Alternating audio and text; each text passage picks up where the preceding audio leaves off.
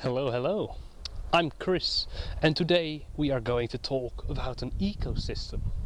An ecosystem is the way organisms interact with each other and their surroundings. A forest, for example, is an ecosystem where all the plants and animals interact with each other, but also the water flowing through it is part of the ecosystem. Today, however, we are going to look at a smaller ecosystem, this willow tree. And now at this distance you don't see anything special about this tree, but if you take a closer look you'll see some of the leaves have lumps on them. Now these aren't natural for the tree, but I know what they're from, so I'll take one home so we can take a closer look at it. So, this is the leaf I took, and the lump you see is probably from a parasitic wasp. I saw one flying around the tree, but I couldn't clearly capture it on camera. Quite a few insects can cause these galls, and it serves as a house and food for the larvae inside. As you can see, this one has 2 chambers. Let's see if I can find the larva inside. There we go. You can see it squirming around. I'll take them out so you can see them more clearly. So yeah, they are microscopically small.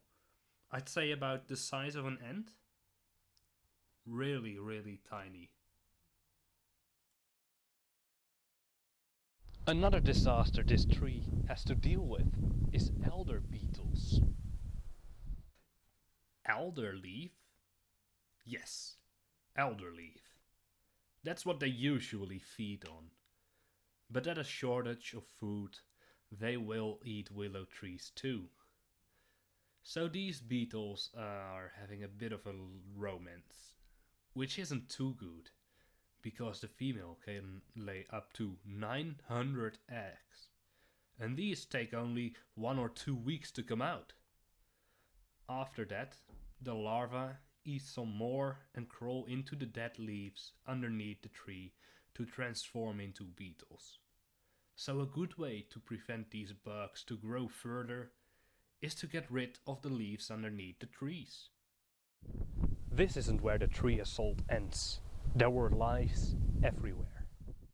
It got me quite itchy holding the leaves in place, but luckily enough, these lice aren't the kind that go into your hair. They only feed on plants, and you can understand, that's rather unfortunate for this tree. Luckily, help has arrived. There were lots of ladybugs feasting on the lice. Now, there are incredibly many different kinds of ladybugs out there. And even though these have different colors, they could still belong to just one species of ladybugs. They are harmless to people. The worst they can do is pee on you, which does smell quite bad and has a bitter taste. This serves as a defense mechanism against animals that want to eat it. Ladybugs are often used by vegetable and fruit companies to keep lice away from their crops, since it is their natural enemy.